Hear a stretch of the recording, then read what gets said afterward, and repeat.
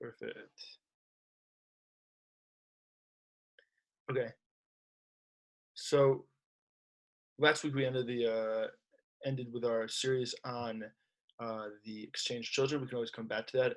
I oftentimes come back to a lot of these stories because, as we learned in lesson 60 in the Kuti Moran, we they're the backbone of Rabbi Nachman's teachings. He says it to his students: "I've taught you everything I possibly can teach you," and clearly it's not sinking in. And so I'm gonna change to stories, like my great grandfather did. He told stories. I'm gonna tell stories, and the stories I'm gonna tell you will wake you up. And we're gonna jump back to the Lost Princess because we're dealing with Parsha Chaya, and we're gonna try to do every part. Every week will be another parsha, and we're going to um, try to learn the parsha according to not just Rabbi Nachman, but use Rabbi Nachman as the main um, outlook on how to approach the parsha, with obviously other Bali Chassidut and Rav Kook mixed in. Okay, so this week's parsha is Chaya, and so there's so much deep richness to this. Not only because people come to Hebron to connect to the Marta Pilah, not only because it's the first acquisition of a piece of land by a Jew in Eretz Yisrael, but because there's something deep and amazing going on here, and we have to really understand this. Is on a deep level that Sarah Imenu was so integral to Eretz Yisrael and our understanding of Eretz Yisrael, and we can only really get there, I believe, through the Lost Princess. So let's just start. In the story of the Lost Princess, there's a part in time where we're not going to go through the whole story. There's a point where the viceroy finally gets a clue on where the princess has been taken to. Yeah, he finds her in the castle. We're going to touch back on what the castle is, given Sarah Imenu. But after that, he gets a scarf from the princess, from the Lost Princess, and he goes on the quest to find her, the final quest to find her, and he goes into the desert. And we understand how this works, right? He goes to giant after giant, there's 3 giants, and they all tell him, you're a fool. You're a fool for believing in what you believe in, for looking after pure Muna, for trying to find the princess. And, there's this, there's this a scene at the end, which I want to really touch on because I think it's extremely important. And he says,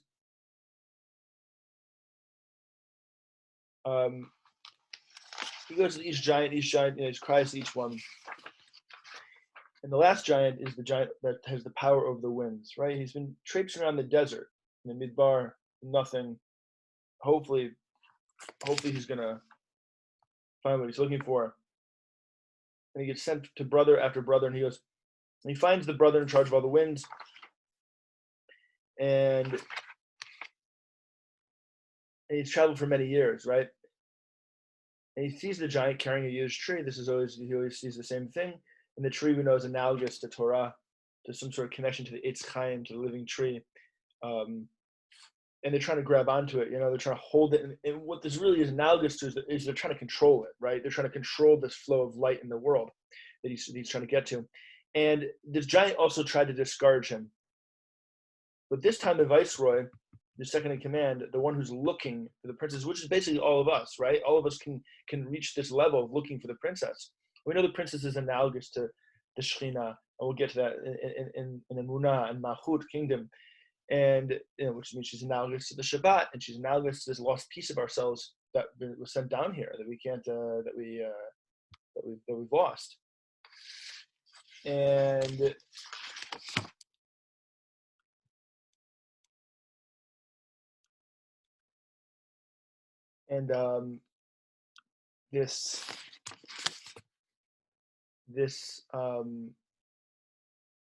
this giant says something to him. He says, listen, I'm going to ask all the winds, and the winds are going to look for this princess, which means this.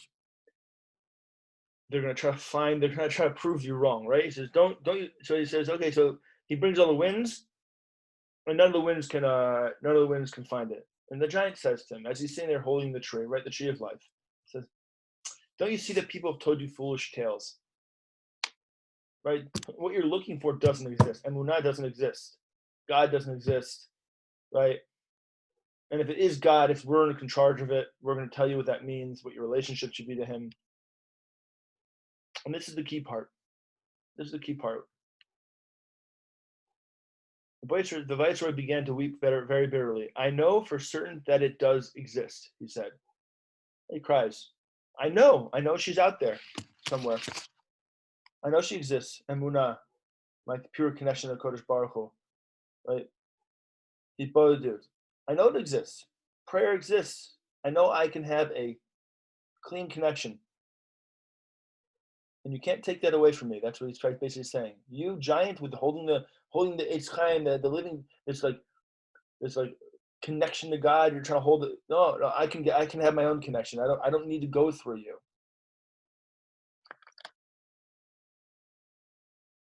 And of course we know what happens. Because he cries bitterly. He doesn't turn around. He stands his ground. He knows it exists. The one wind comes and takes him to the princess, right? We don't understand exactly how he gets her out, but he gets her out, right? Because each one of us has our own way of getting her out. We understand that. But I wanted to start with that. We're going to learn these two pieces.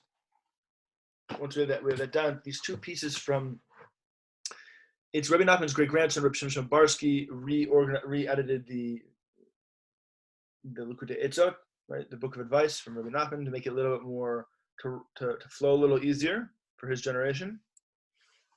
And he says, when someone creates a blemish in Eretz Yisrael, right, that is at a level of emunah, tefillah, right, faith and prayer. That's when, it's very simple. How does that blemish get created?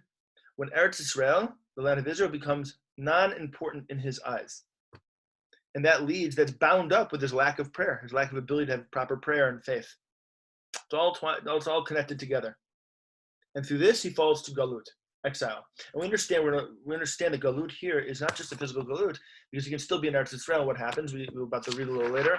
That even in Eretz Yisrael, you can have a mental, an emotional, psychological galut, an exile. Like, what that means really is we live in a world of, when you have galut, and it means you lack emunah, you lack the ability to use prayer to change your reality, to open your mind, to unlock your abilities, and you fall into what we call a fixed mindset nowadays, right? I can't move higher. That's really galut. That's the inner galut. When the world says, no, you can't really do all these things you really want to do. You can't really achieve anything else.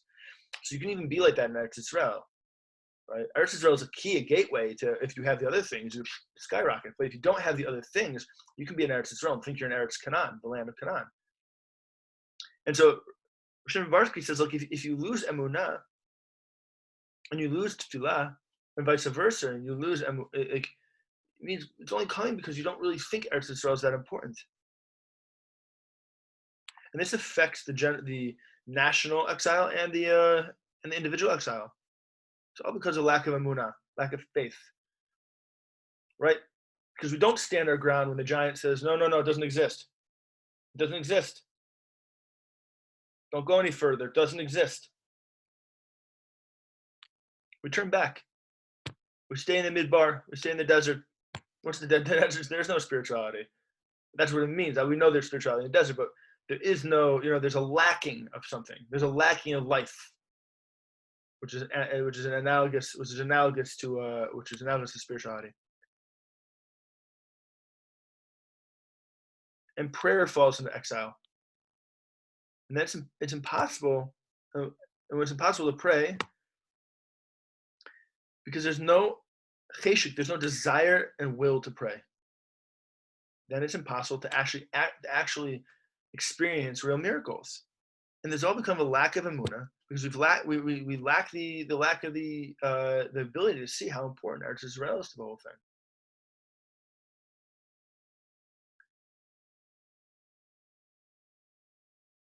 I'm going to take one break from Reb Shimshon Barsky, who's, as I said, the great grandson of Rebbe Nachman. Go to Uman and go to his kever. It's up the road from Rebbe Nachman. I'm going to jump into Rav Kook because I've noted plenty of times that Rav Kook, really, I firmly believe to understand Rav Kook properly, you have to understand Rebbe Nachman. Okay? At the end of the first piece in Orot, and lice, right? In Eretz, on Eretz Yisrael, in the land of Israel. It's a very famous line. And because he goes on to say that Eretz Yisrael is not something political, Eretz Yisrael is not something cultural, Eretz Yisrael is something like beyond. It's bound up intrinsically into the soul of every Yid, right? Every Yid. And he says, Tzipiat Yeshuahi koch ha'amamid shayadut galutit. The expectation of redemption is that which we like. It exists in the Jewish exile. Is an exilic form of Judaism. We constantly expect there to be a redemption. We're expecting it. It will happen. He says the Yadut Shel Eretz Yisrael, the Judaism of Eretz Yisrael, that is Yeshua Atzma. That is the actual redemption itself. That's HaYeshua. That's the redemption itself. Another form of Geula, Yeshua and Geula, right? That's the actual redemption itself. So we can understand that in a political sense, but that's not what he's talking about here, because he already said above it's not political. So what he's really saying here is what we just covered. That since Emunah is intrinsic to Eretz Yisrael is intrinsic to Emunah, and that means prayer and miracles, and that's all bound up together, which means we don't have to expect Geula in Eretz Yisrael. If we do the right thing, right, and we open our eyes and open our hearts in Eretz Yisrael, it's Geula Mamish. It's actually redemption. Why? Where's the redemption? Because redemption is all about Gelui Elokut. That's the revelation of Hashem's name in the world. And I can only attain that in my own personal life, and therefore in my national life, in Eretz Yisrael. So Rabbi Shimshon Barsky continues. And we're going to get to Chaya in a second.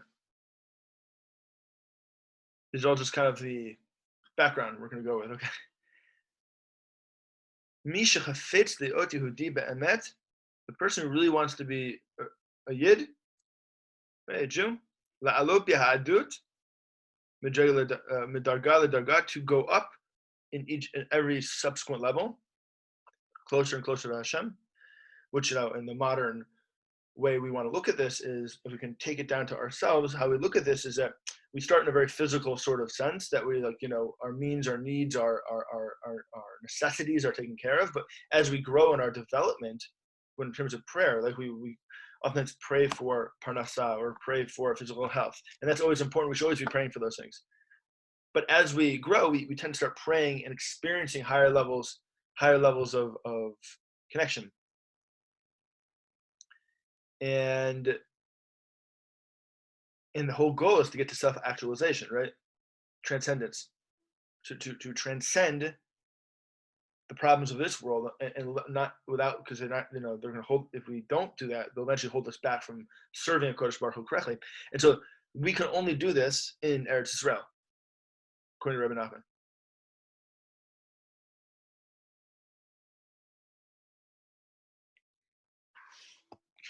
And we and that because Eretz Yisrael is a place where we are constantly trying to grow if we open ourselves up to it.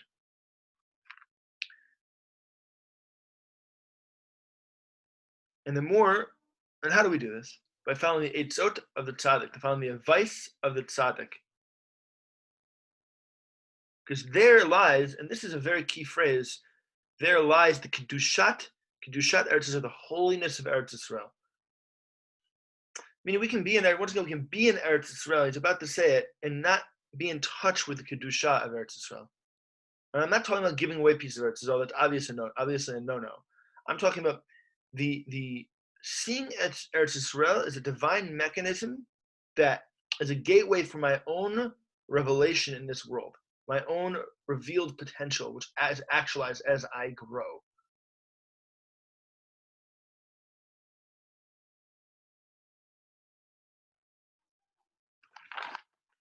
I'm skipping a little bit.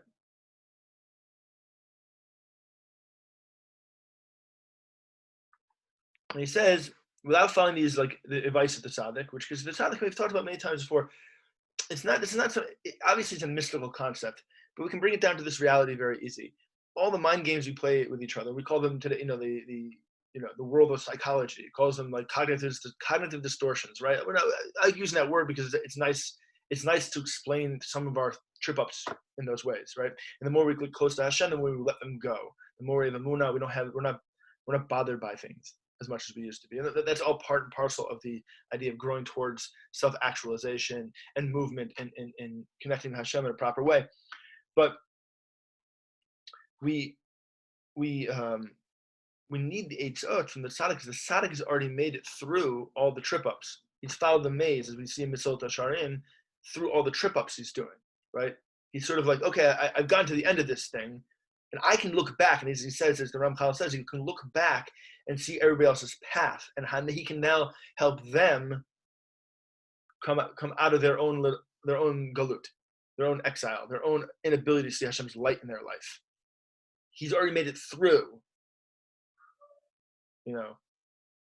Taking a non-religious analogy, right? Like, in video games, there's level 1, level 2, level 3. He's made it through how many levels already? So he goes, okay, fine. You're on level 1, you're on level 2.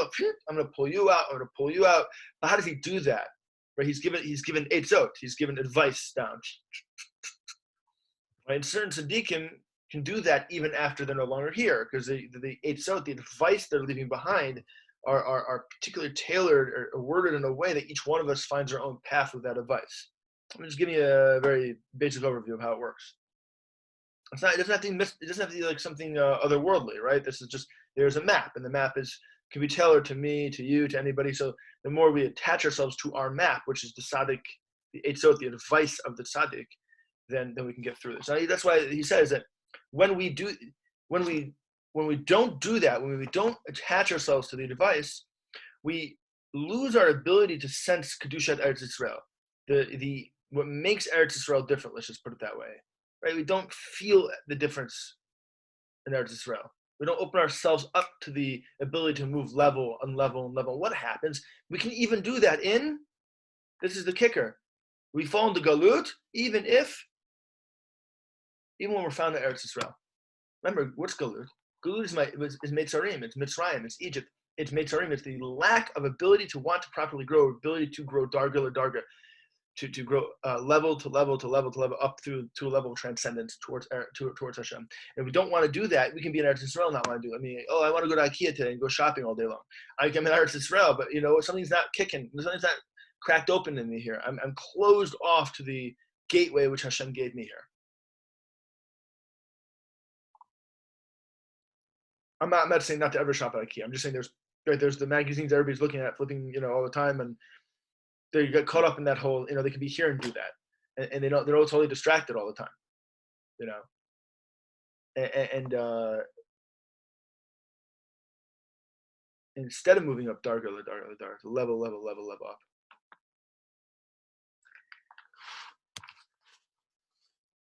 Okay, now we're going to discuss what this has to do with Sarah Mena in this week's parsha. The Lost Princess is all about the princess of the world being taken away, the princess of the world being hidden away. And we see that early on in the story, right? The king, who's Hashem, yells at the princess, may the no good take you. And hey, you know what happens? And no good takes her. No good takes her. There's a lot of discussion of why Rabbi Nachman set it up that way. Why would Hashem want to, send the princess packing? And, one of the best reasons I've heard, and it really stays with me, is that that's our mission, right? He has to give us a mission. We're not really from this world. Our souls sent down to this world to find the lost princess, our lost princess. That piece of us who was sent down for us, we have to retrieve it back up. Hashem could do all of this, but he's not going to do that, right? He wants to see, are we up to, is our little neshama, our little soul that wants to serve him, say, hey, listen, like, you want to serve me? Go find my princess. But no, that's you. It's you. The princess is you. You can't serve me without descending down to the darkness of that world. You can't do it. And you're gonna fall asleep, and you're gonna sometimes wake up, and you're gonna fall asleep again. And it's a lifetime's of work to find the princess, but that you're gonna have to do that, right? That's what's really. So he sends the princess out. And we know where she goes to. He finally finds her, right? He finds her in the castle. Now, remember, Rabbi Nachman says all of his stories are from Shanim Kimonim, from the early ancient of days. What does that mean? They're from the formation of the creation of the world. They hold within them the blueprints of all Avodas Hashem, from the beginning of the world to Mashiach. That's how it works. And we see this in the story. Where do we see it first with Sarah Imenu? Where do we see that she's the princess, that she's the lost princess, that Aaron Avinu has to go and find her each time?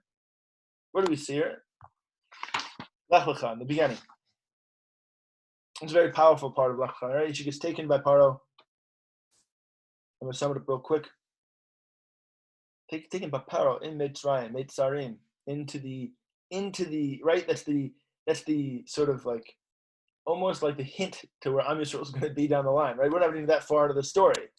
And the Shekhinah, right? That's what the lost princess represents. The Shekhinah, the divine presence, the female aspect of Hashem. Sarah Imenu is the female aspect of Hashem. She represents that in this world. She's taken into the castle, right? The palace of the no good. That's Paro. This is an amazing Rabbi Nathan. Rabbi Nathan Breslov pointed out. We're not going to go through it word for word because we want to keep going. But he says that just like Sarah Imenu was taken into Paro's palace, house of Paro, the house of Paro. Sorry, house of Paro is that word Beit Paro. It's analogous. It's equal. It's the same thing as when Esther Imenu. Esther Malkas. Right? Esther the queen. Esther was taken into the house of Achashverosh, the palace of the no good. Both we know that the story of Purim is plays itself out in the Lost Princess very nicely. But we don't always realize that started with Sarah Imenu. That Sarah is the Shekhinah, and Sarah is taken into this place of Mitzarim, of constriction, of restriction, of the inability to see Hashem in our world. That's what's going on. And we see it's all Esther follows suit. Esther has to go in. She knows she has to go in. Just like, and we see this. What happened? What happened? Sarah, the evil can't contain the Shekhinah. The evil can't, like the palace of the no good with the lost princess, she can't be contained. So he has to move her somewhere else. Because nothing will satisfy her in this world. The no good can never satisfy her because they can't work together. It doesn't work. Like our soul doesn't really want to be down here, right? It's like being sent down here on a mission. We're like, oh, here we go again. I've been out many times. I've had to do this, Hashem, for you. We don't want to really be down here, right? There's no big enough house someone can build, and there's no amount of cars and jewelry you can get to really satisfy somebody. Just the truth. Unless they're caught up in the no good, and then they don't even know who they are anymore. But if someone's balanced and someone's okay, they're not really satisfied by those things. And that's totally everybody's living that out. That we're almost like all living this sort of the lost princess in the sense that the palace of the no good doesn't do it for us after a while. We can only go around and party so long. And those of us who party our whole lives, well, they just become blended into the physical apparatus. They lose selfhood. They probably never had selfhood, right? But they've got so subsumed with the public persona out there that that's all they know who they are anymore. But someone who really wants to grow and someone really wants to develop, those things aren't important to them after a while. And so the Paro can't handle Sarah Imenu, right? I didn't know you're Aaron's wife. I'm gonna be subsumed by the light here. I can't. I'm Paro. I can't. And he sends her packing with all this good stuff for Avraham Avinu, and sends him out of Mitzrayim, out of the Mitzrayim, out of the world of constriction and restriction, and the inability to see Hashem, and the inability to pray, like we learned before, the ability to have a munah, and they leave. They go back to Eretz Yisrael. And what happens with Esther? Achashverosh can't really contain her. Haman can't control her. The Shekhinah is uncontrollable when it's trying to be bound up by the forces that are trying to restrict it and constrict it from doing its purpose down here.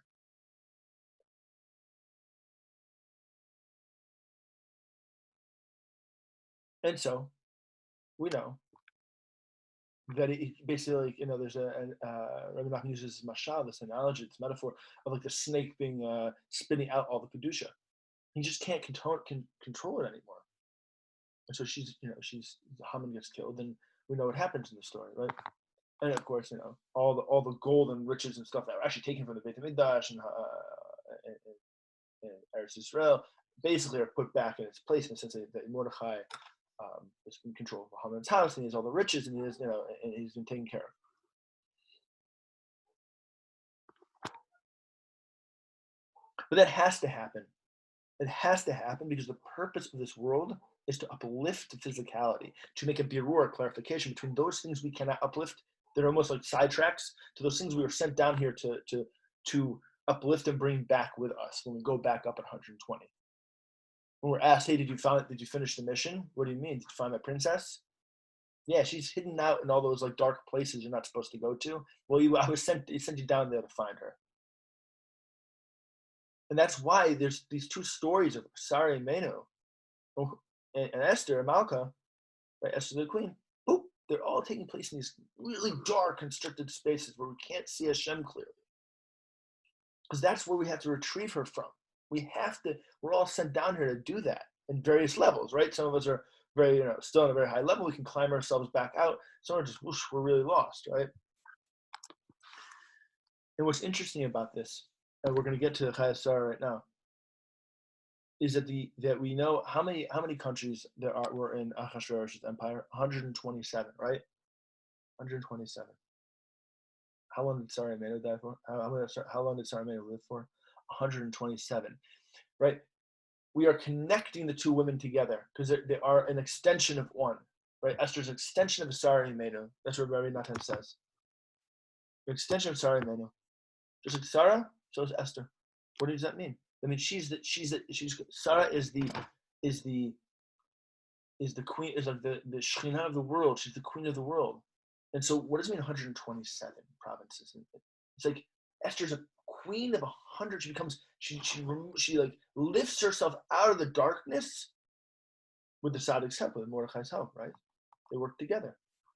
Tzaddik lifts her out. He's the viceroy. He pulls her out. And she becomes like the queen of the world, just like Sarah Mena was. She fulfills Sarah's role in the world.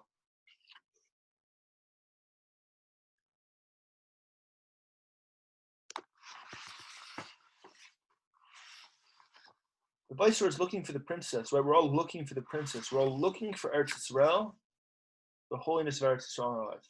The place where we can attain, grow, connect.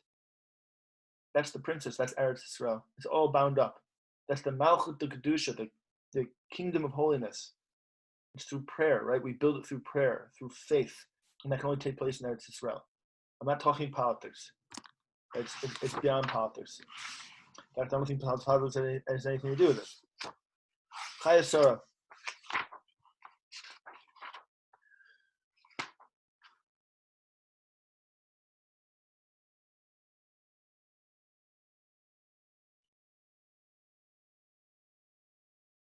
Right? The life of Sarah was 100 years and 20 years and 7 years. That's the life of Sarah. Well, this is very famous that each, her 100 years was like her 20, and her 20 was like 7, right? It's like she's still like her 7-year-old. Now, there's a very deep Indian here. There's a very deep Indian that Rabbi Natan brings in. Rabbi Natan brings in, and he says, listen, that Sarah had this ability, and Avram Avinu to a certain extent did had too, but Sarah had this ability to stay in a level of pashtut, simplicity of a child in her avodas Hashem. This is why she's bound up with Eretz Yisrael, because Eretz Yisrael is all about pashtut, all about simplicity, tamimut, right? To be tamim in your avodah. Yaakov ish tam, right? He was simple, not stupid, but simple. Kept things simple, not make things complex, right?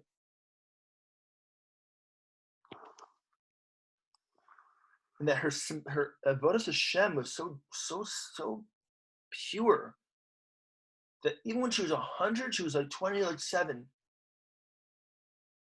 That nothing aged for her. Then the story of the seven beggars, and the first beggar, when he says who he is, he's the child. He's the one that he's the youngest and oldest at the same time. He's the Yanika. In the Zohar, there's a Hacham called the Yanika. He's like a child, he knows everything.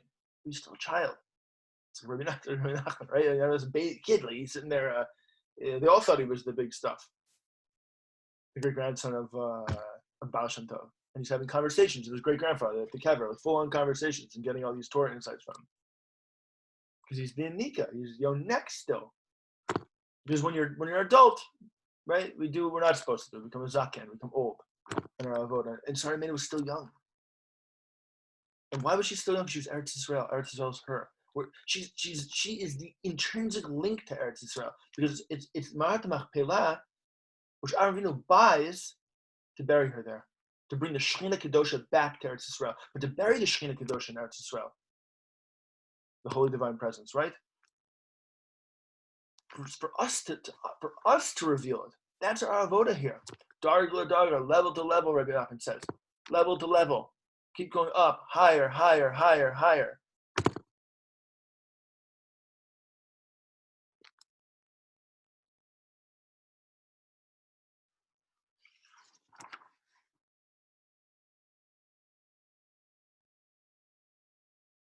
And there's a sense in this parsha, through the whole parsha, that there's a loss here. That there's a ne'elamut, there's a hiddenness to the Shekhinah, that it goes away to a certain extent, or becomes hidden within the Adamah, the soil of Eretz Yisrael, when Sarah dies. Because that's the way the world works, right? There's expression, expansion and restriction. Expansion and restriction. Panim va'achor, face and back. Face and back. Hashem sometimes shows his face, sometimes Hashem turns his back on us, right? This is like the ebb and flow, the waves, right? That's what this parsha is. The Sarah Menu, she was like so young still. She was so connected still. She's like, boom, and yet she's gone. She's the everlasting princess, and she's hidden. So how do we get her back? How do we get her back? How do we find her? And this is where the whole thing happens. It's really an amazing parsha. It's one of the, as I said, it's not just the Martha Pela. It's the whole thing is a lesson in Avodas Hashem. A lesson in Avodas Hashem. I want you to guys picture this in your minds.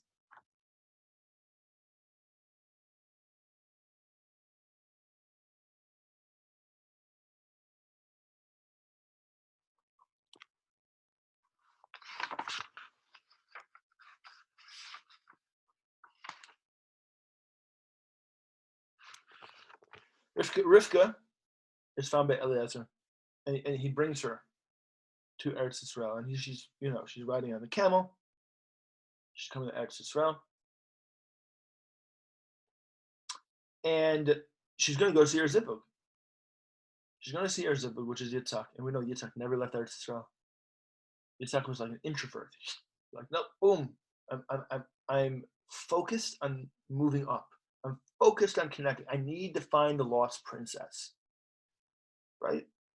My mother was like the whole thing, and she's ne'elam. She's hidden with the Adamah. She's part of the Adamah. Literally. I'm going to find her, my lost princess. Right?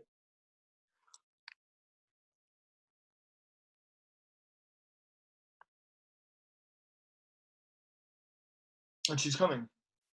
It's just beautiful lines. V'ikach Evid at Rivka, and the Evid took Rivka, v'yelech, and went. He's taking what will be the Shekhinah back. Right? It's a very nice line. And he goes, v'yitzak bam bavo ber l'chayroi. The er chayroi is going from the well of the chayroi. V'hu yoshev be'eretz Negev. He dwelled in the land of the Negev. And it says, v'yetze yitzak lasuch b'sadeh lifnot erev v'yisa et anav v'yera hinei gemalim ba'im. Such b'sadeh, we understand. Such b'sadeh is he boded. He's going to pray. This is where the Gemara, the Talmud and Brachot says we learn Mincha from. It's going out to pray in the fields, in the Sadeh. Speak to Hashem, and we can only imagine what he's speaking about. Because he knows Eliezer's going to find a zivug for him. He knows he has to find, he's going there to find a zivug. And he's like, you can just imagine. He wants to get married. He wants to have a family. He wants to continue the line of Am Yisrael. He wants to find the lost princess. And he goes out to the fields and he's davening Hashem. Please, I need the lost. I need to find the Shekhinah again. It went away. V'tisa, and it goes back to the perspective of Rivka. V'tisa Rivka et neha, v'tere et ritzach, v'tipo me'al hagamal. Rivka lifted her eyes, and she saw Yitzhak, and she fell from the camel. Enter the prayers of Yitzhak. That must have been amazing. And he says, the Eved says to her, this is going to be your bow. And we know how it ends. He brings her back to the Ohel, and that's it. And the Shekhinah returns to Eretz Yisrael. How does it return? Through prayer, tefillah. And some of the Baal Emunah, someone who's such a force. So when they use prayer, they use it so pure that it's like the Shekhinah comes rising out of the Adamah. The lost princess is found through prayer. The lost princess is found by not her digging her heels in and not giving in to the giants, the false leaders.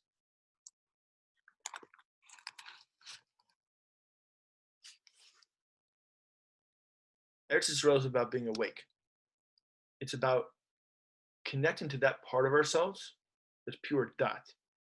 So what Yaakov Avinu says, he falls asleep, and in Beitel, and after the dream he says, I didn't know there was God in this place. Lo yadati. Why? Because if he had known, if there was dat, he wouldn't have fallen asleep. If he had consciousness if he had God consciousness at that moment, that there was Hashem there, he wouldn't have fallen asleep. That's totally teaching us what's going on. The Eretz Yisrael is a place of dat. When I'm aware of my connection to Eretz Yisrael, and I'm aware that the Shekhinah Kedosha is here, then I'll go darga la darga, level to level. I'll have dat. I'll have dat Hashem. I'll have God consciousness in my life, and I'll keep on growing towards the level of transcendence that I can't get if I don't do that. If I don't connect to the Kedusha of the Eretz Yisrael.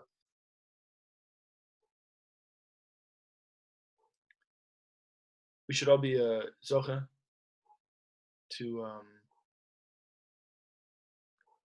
connect to Eretz Yisrael on the level of that Sarah Mena was connected to, that make it part of us, part of who we are as a people, part of who we are in our own personal life.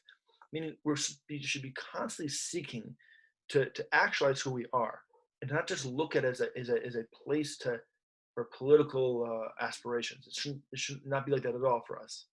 It should be a place where we can really grow towards transcendence and self-actualization in our own personal and national lives. I'm going to open up to questions.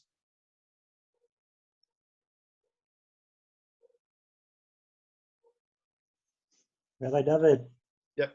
I was teaching this morning for our staff, and we looked at Abraham's self-definition with the Hittites in buying the cave of Machpelah, of being ger v'toshav. And I was encouraging our team we all have to find that balance between remaining a ger, not becoming totally assimilated to the world, and yet continuing to be toshav, and when you were talking about shopping at IKEA or the latest magazines or all the rest, it just made me think, that's when we're getting too caught up in those kind of things, we're becoming too much of the toshav. We need to get back to being the ger, and finding that balance in each of our lives. How does that tie into what you've been saying in the Lost Princess?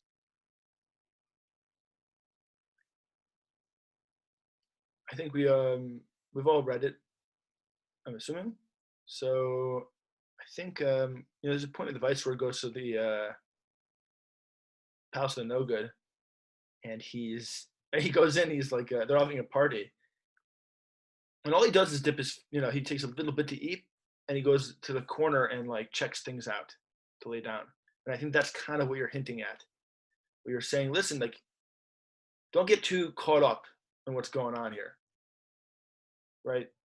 Don't get too like part of the show. Sit back, like be involved, but don't be too involved. Right, I think that's what we're going for. And that's you see that in The Lost Princess. That's what the voiceover does. He does a magnificent job. That's why he's able to talk to her, because if he'd gotten caught up in the party, she would never have recognized him. You're just part of the. If you're part of the party, you're just part of the scenery. It's no big deal, right? You're not like doing a mission, right? You're not on a mission. You get caught up and you get distracted. But he didn't do that, the viceroy. I mean, he didn't accomplish a mission early on when he didn't fulfill what she said. But that part of the castle, that part in the palace, he did. That's like the Ger Toshav idea you're talking about.